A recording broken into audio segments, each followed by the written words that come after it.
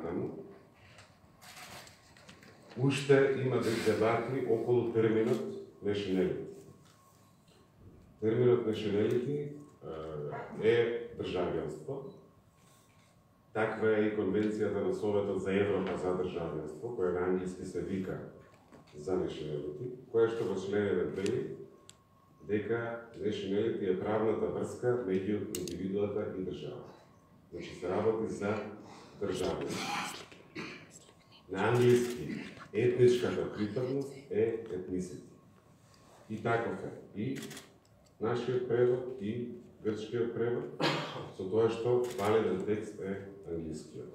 Има и еден случај пред Меѓународниот суд на правдата од 1955 година, каде исто така за nationality се утврдува дека е правната врска меѓу граѓанинот и неговата држава. Значи се работи за државјанство, што ќе биде македонско, граѓанин на. За македонскиот јазик, официјалниот јазик ќе биде македонски јазик. Тоа е така во Обединетите нации од 77 година. Меѓутоа, заради овој проблем, во рамките на Европската унија, ние немаме подпишано договор, нити споменато македонски јазик. Ова е многу важно и со ова се афирмира македонскиот јазик.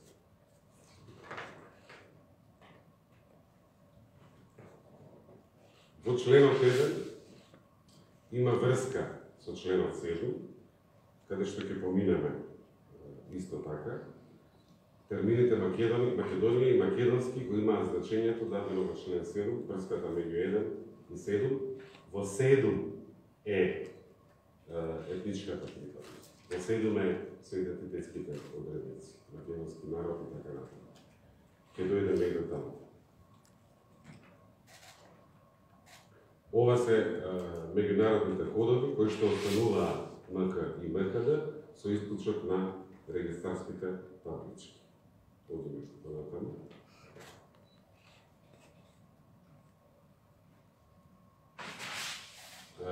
Има прашања доста кои се гаранциите. Што ќе се случи и како да веруваме, бидејќи и со времената спогодба од 1995 година Грција имаше обврска да не приговара на нашето членство во меѓународни организации, се додека тоа членство е под референцата поранешна Југословенска република Македонија. Така беше привремениот правен режим од времената спогодба од 1995 година. Влегувањето во сила на спогодбата со Грција е врзана со ратификацијата на протоколот на нашето пристапување, на нашето членство во Грчкиот парламент. Заедно се целосно врзани. Спогодбата ќе влезе во сила тогаш кога Грчкиот парламент ќе ратификува и спогодбата и пристапните протоколи за нашето членство во НАТО. Почетокот на членот 7 е еден од клучните концепти на спогодбата, каде што двете држави разбираат и прифаќаат дека нивното разбирање на термините Македонија и македонски се однесува на различен историски контекст и културно наследство. За нас, термините Македонија и македонски ја означуваат нашата територија, нашиот јазик, македонски јазик, нашиот народ, македонски народ, со сите одлики или атрибути, во англискиот текст е attributes, со наша историја, со наша култура, со наше културно наследство. Овде е heritage. Со наше културно наследство. Значи, овде се идентитетските прашања. И врската на ова е дадена, претходно видовме во членот 1. Значи, нашето право на самоопределување и самоидентификација, факт е дека ние имаме направена држава на ова парче земја, факт е дека ова парче земја е дел од историски и географски поширокиот регион на Македонија Има дел и во Грција, има дел и во Бугарија. И овде јасно се укажува дека Македонија се однесува на нашата територија, јазикот е македонски, народот е македонски со сите одлики. Одиме понатаму. Ова е одредба каде што се вели дека одредбите на спогодбата не можат да обврзуваат изјаснување на граѓаните на Македонија и на Грција во никаква смисла. Не може да влијае на употребата на името, на било какви придавки кон нашите граѓани и кон македонските граѓани и кон грчките граѓани.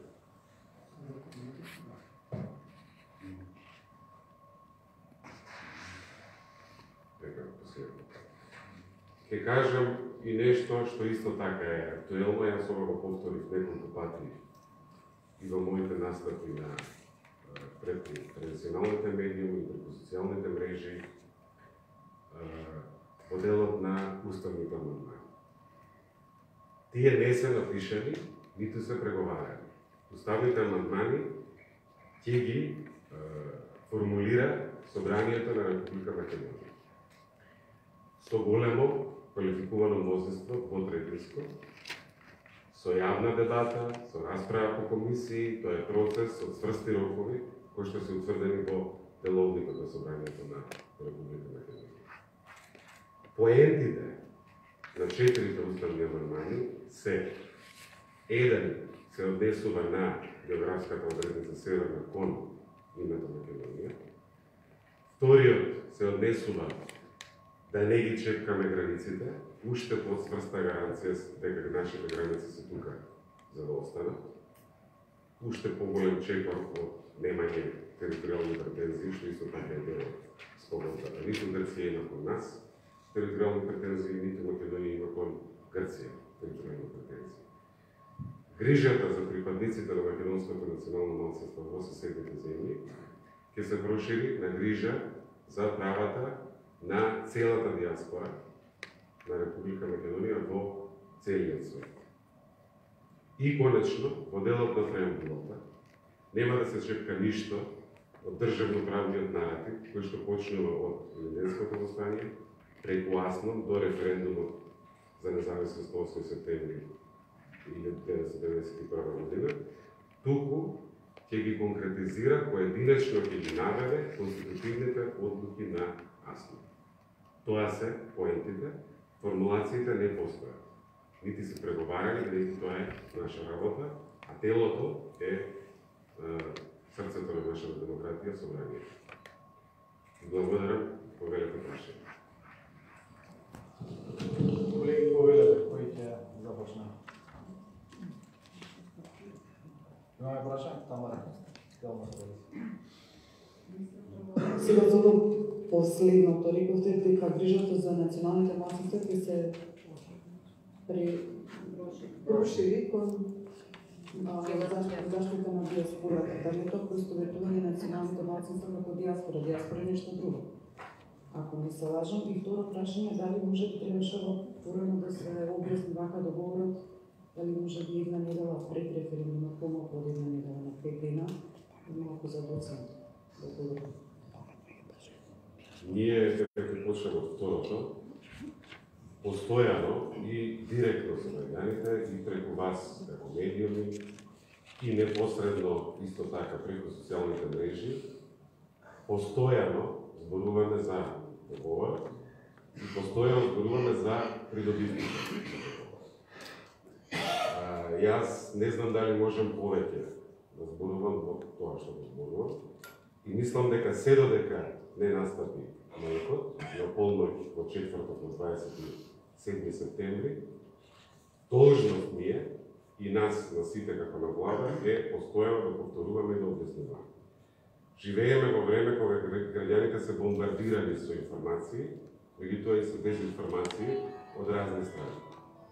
И затоа апелирам и иако текстот во клучните одредби не е долг, сепак договорот има 19 на страни и затоа е овој напор постојано на клучните одредби.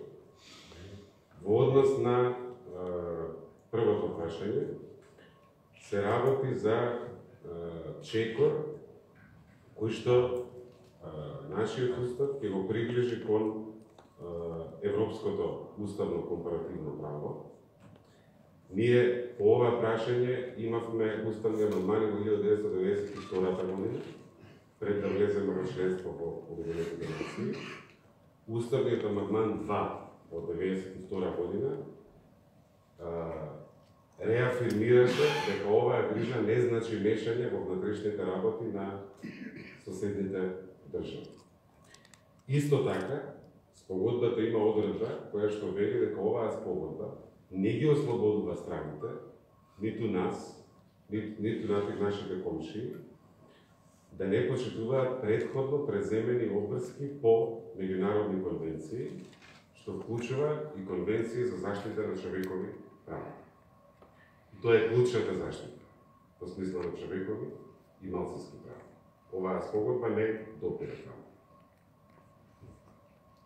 Благодарам. Дали имаме други прашања, колеги? Борислав, прво би сакал да прашам за тоа со државјанството и националноста. Која е потребата да биде државјанство македонско кроз граѓани на Република на Северна Македонија? Јас, на пример, сум србин и сега во тоа до сега ми било државјанство македонско. Сега да ми биде државјанство македонско кроз Северна Македонија, значи не сум србин, него сум нешто што не сум.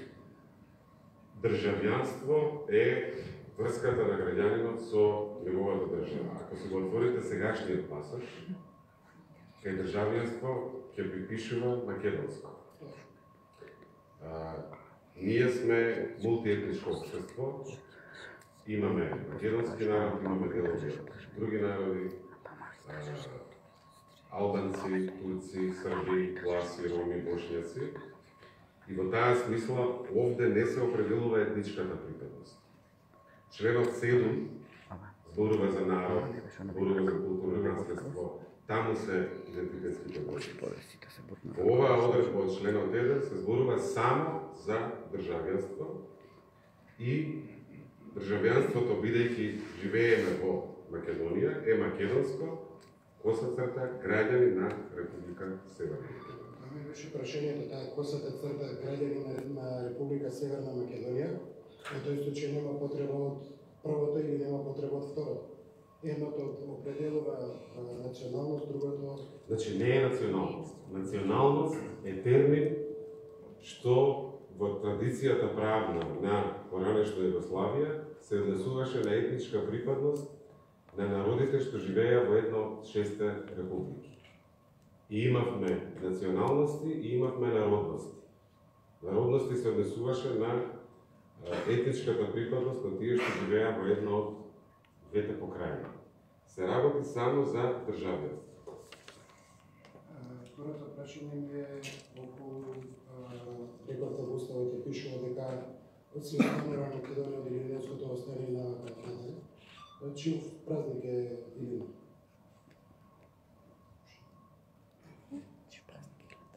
Одите во, претпоставам, другиот договор со прашањето, имате алуција.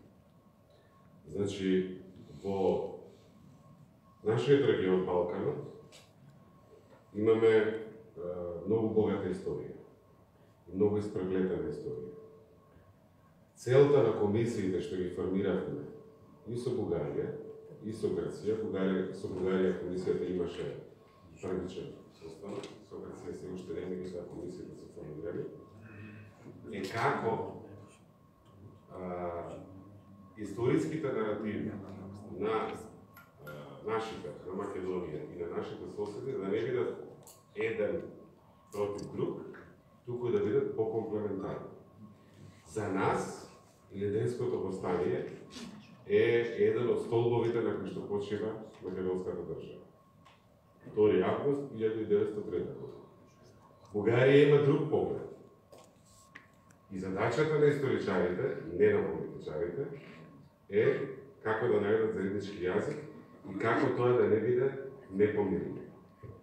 Ние ништо не губиме ако тој голем настан е важен и за друга држава и за друга историска традиција.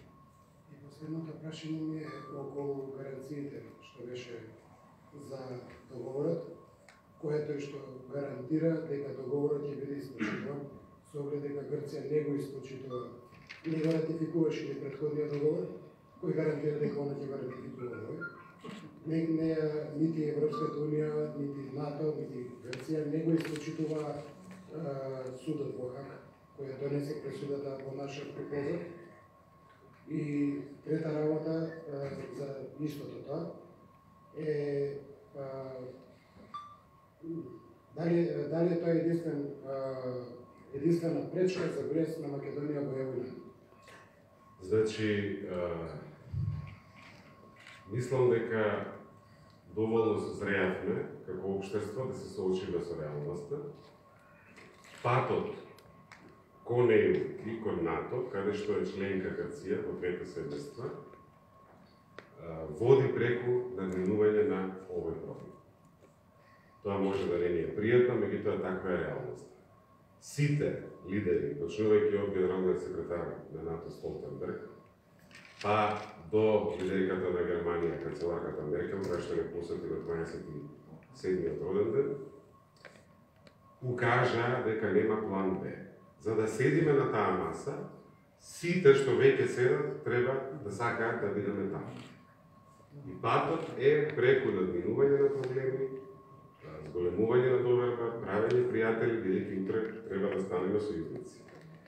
Овде гаранцијата е многу цврста, бидејќи договорот не може да влезе во сила ако Грција на иста сесија во парламентот не ги ратификува и пристапните протоколи за нашето членство во НАТО. Ако не се случи тоа, договорот не влегува во сила. Тоа е. Благодарам, министр. Горан Трпеновски, сакам да кажам. Боро ќе те замолам 3 прашања. Само уште едно,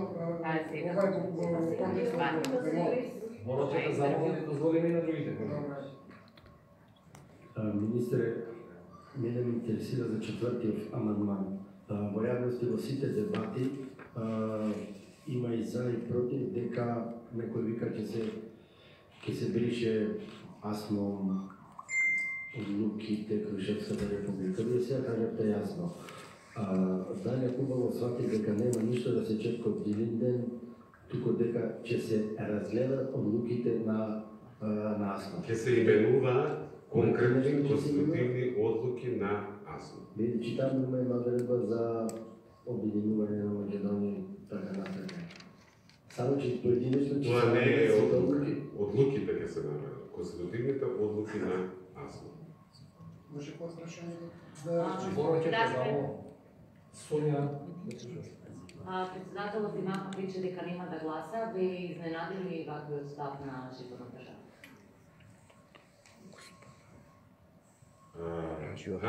Не можам да кажам дека ме изненади. Ако водиме, и не беше тоа, не е тоа некоја давна историја. Одговорот на соголемите индиции за сериозна корупција, криминал и злоупотреба на службена положба во 2015 година, неговиот обид за одговор беше аболиција. Значи неказненост.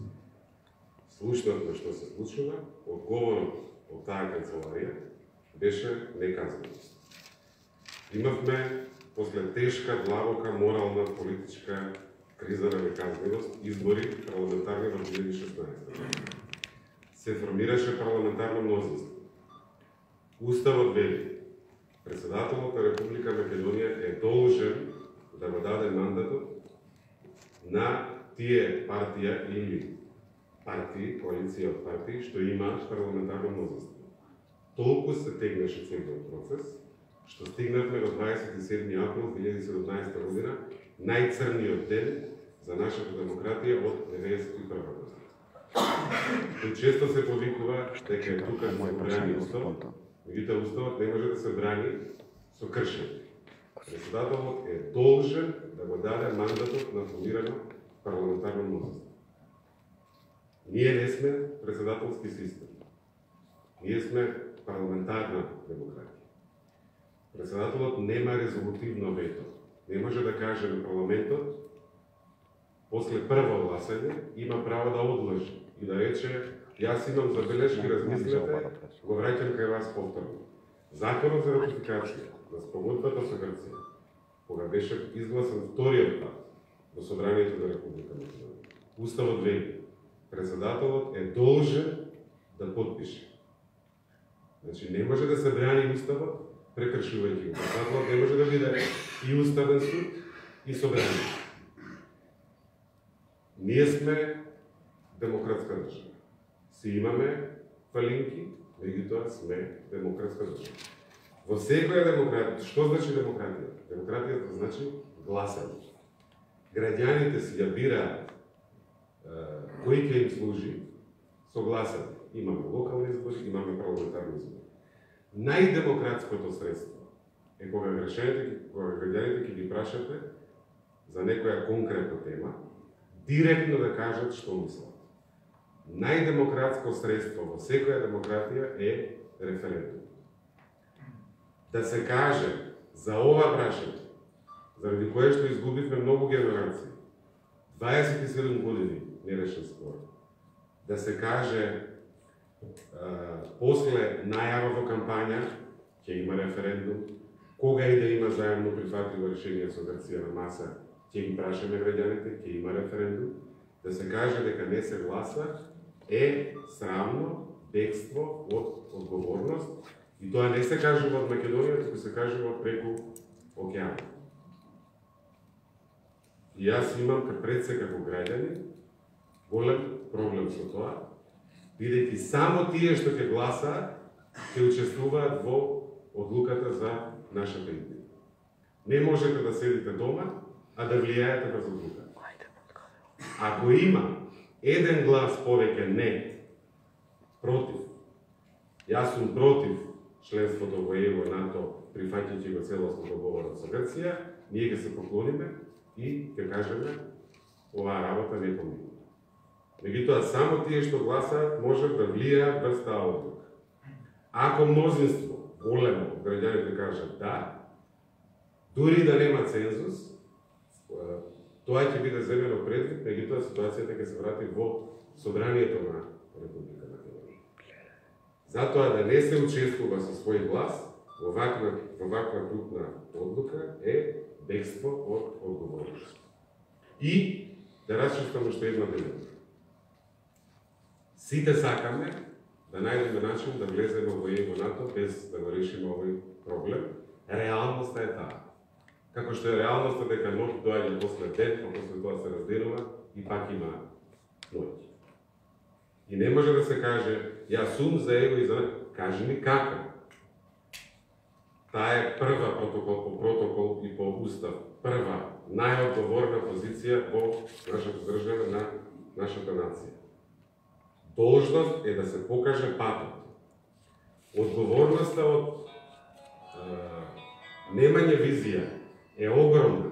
Што значи ова? Дека ако утре во Атина има влада што ќе има проблем со македонскиот јазик, што ќе има проблем со јасните одредници идентитетски дека сме македонски народ што зборува македонски јазик, кој ќе ја преземе таа одговорност за оваа сега пропуштена шанса?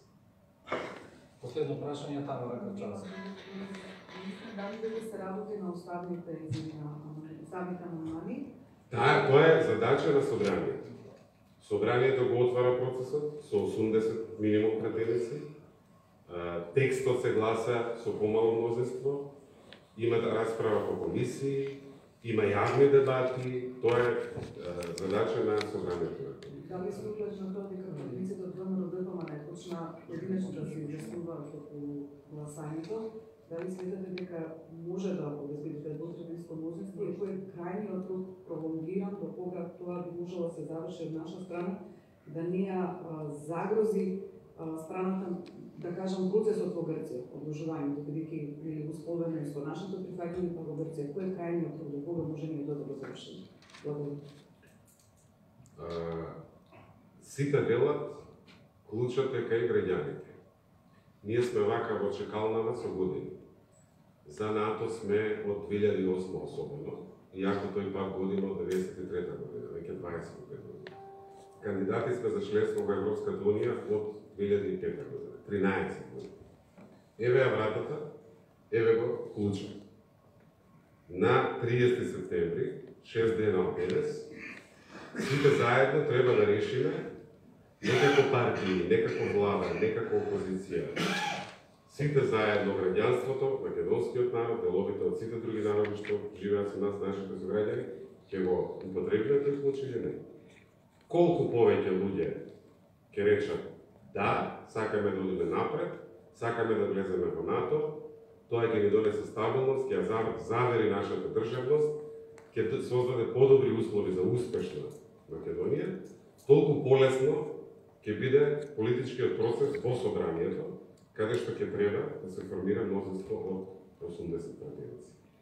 Ние ќе се обидеме тој процес со такво мнозинство да заврши до крајот на оваа календарска година. Ќе работиме со таква цел. Целиот процес во делот на овие 4 амандмани да заврши заклучно со крајот на декември оваа година. Во прокошли колегата, простете, последно прашање пред да. Пред да почнам, би ве замолил ако може членот 7 да го вратите.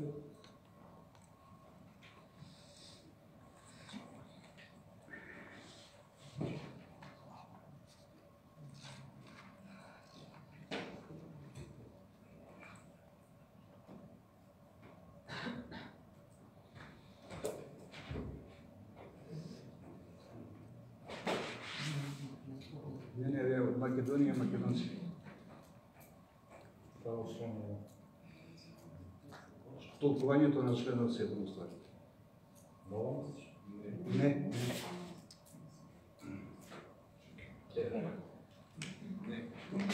Ова е член. Не, тоа е член. За националната припадност. За етничката припадност. За националната. Ево. Значи, тоа ќе почнем со ова што тој малку го рековте, дека ако мнозинството од граѓаните кои ќе излезат на референдумот се изјаснат за, без оглед дали ќе биде исполнет цензусот или не, власта ќе продолжи да го спроведува договорот низ институциите на системот. Ме интересира од која бројка тргнувате на граѓани кои ќе се изјаснат за на референдумот, за да продолжи институционално да се делува натаму. Тоа е едното прашање. И второто прашање. Рековте дека ова за нас е основен концепт од договорот за етничката припадност на македонците. Ме интересира дали е ова важи за нас, рековте за македонците, дали ова истото ќе важи и за меѓународниот фактор, да не ословуваат како македонци, а не северна македонци. Тоа не одсегне. И второ, дали со ова, за овдека станува збор за поделен идентитет, термин што го употреби премиерот Заев во едно интервју за посланикот на Европскиот совет во Софија. И ако станува збор за поделен идентитет, за кој идентитет се работи? Етнички или Не ми е позната изјава од самитот во Софија. После самитот од Софија беше објавена на МКДМК. Сега Балкан, не знам како беше медиумно точно, меѓутоа премиерот потенцираше дека станува збор, основен концепт е поделба на идентитетот. Ќе се обидам, прво, ова не можам да го коментирам, бидејќи ја немам видена изјавата и не гледам што значи. Се работи за една едноставна работа. Кога ќе кажете во Грција и во смисла на регионална припадност и во смисла на културно наследство, кога Грк во Солун или во Атина ќе каже ама и ние сме македонци, и јас сум македонец, мислат на друг концепт. Тоа го кажа во членот 7. Кога ние ќе кажеме јас сум македонец, мислиме на нашиот државно правен историски наратив. Тоа е наратив кој што почива на два столба и кој што има тоа е резултат на цел историски процес. Клучните во нашиот се 1903 и 1944 и 1991. Се разбира дека тоа е процес што почнал многу порано.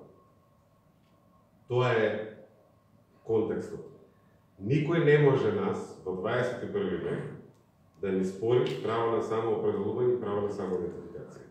Во договорот нема ниту еднаш придавка северно-македонска, северно-македонски и така натаму. Има само Македонија, односно македонско.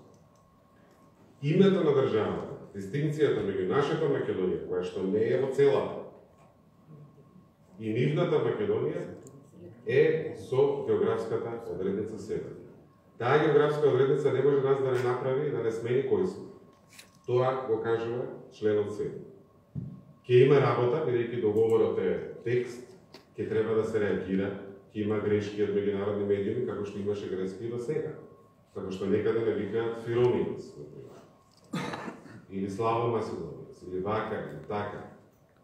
Факт е дека со ова ние растеме, факт е дека со ова расте и Грција, факт е дека со претходниот договор за пријателство со Бугарија, ние успеавме меѓу нашите три држави на Балканот, конечно малку историја да абсорбираме, за да отвориме идница. Живееме во регион што колко време е премногу потонат во историја, а создава премалку иднина. А ова со поделен не можам да го коментирам, бидејќи нити ја знам изјавата, нити го разбирам целосно. Уште Не број. колку е сако изјавата, да. Ама сум Погрешно убеден. толкување имате. А мислиш Само на малку. прашање? Не, да само да му одговори, ако може за на бројката. второто прашање на колегата. За која бројка? Во какви услови после референдумот институциите ќе го земат? Се работи за референдумот, не е правен услов во договорот. Договорот споменува референдум. Референдумот е политичка заложба и ветување и на СДСМ во изборната програма и на ВМРО-ДПМН практично од 2005 година. Во последната програма на ВМРО-ДПМН, значи на опозиција, со која што излегува на избори во декември 2016 година, не постои цензус. Таму вели, ако има договор на маса, ќе ги прашаме граѓаните и ако мнозинството од граѓаните каже да, ќе го потврдиме тој договор. Во програмата на опозицијата 27 години немаме договор. Прв пат имаме на маса, заштитуваме тоа што е најважно, кои сме. Они од 2005 викаат референдум, референдум, референдум, референдум. Дојдовме до тој ден, еве го за 6 дена и гледате ние ситуација. Време е на ова прашање да се обединиме. Сите лидери велат, ова може би, оние што ни дојдоа не посетија, може би е последна шанса за вашата генерација. Некои велат, ова е сигурно последна шанса за вашата генерација. Време е да го направиме тој исчекор, да не се бавиме со прашалници и предизвици за нашиот идентитет, кои сме, бидејќи идентитетот е и какви сме. И додека ние уплашени во ровот чекаме некој друг да ни го нацрта патот и да ни ја реши работата, нашиот млад талент си оди надвор со пасоши на други држави. Таа е одговорноста пред која што се соочува. И последно, за сите држави, ама особено за тие што не се многу влијателни во меѓународните односи, одговорноста за пропуштени шанси е огромна. Најлесно е ова прашање да не се чека. Ама што ќе се случи ако нема нова шанса? Што ќе се случи ако имаме работа со луѓе кои што дури и во 21 век, како што си го слушаме лидерот на грчката опозиција Мицотакис, сака да ги отвори повторно разговорите, затоа што му пречало дека Грција прифатила македонски јазик, што е едно елементарно право на самоопределување што сите мора да го прифатат. И на тоа и си ја обвинува владата во Атина. Што ќе се случи ако оваа шанса се пропушти, одиме или ако Европа изгуби трпение и последниот воз ни помине. Дали имаме ние некоја идеја, пат, алтернатива? Одговорноста, па уште да не се излезе, да се нема глас, е неверојатно. За секој граѓанин, а не за тој што треба да биде шеф на држава, што колоквијално го нарекуваме татко на нација. Министер, ти благодарам колеги медии. Бројка пак не споменавте. Мола? Бројка не споменавте. Значи, има легалитет и има легитимитет. Легитимација, легитимитет е големо мнозинство и тука ќе бидат индикатори мнозинствата од претходни изјаснувања на граѓаните на парламентарни избори. Тоа ќе видиме, ама не може конкретна бројка, ова не е сепак математика. Благодарам уште еднаш.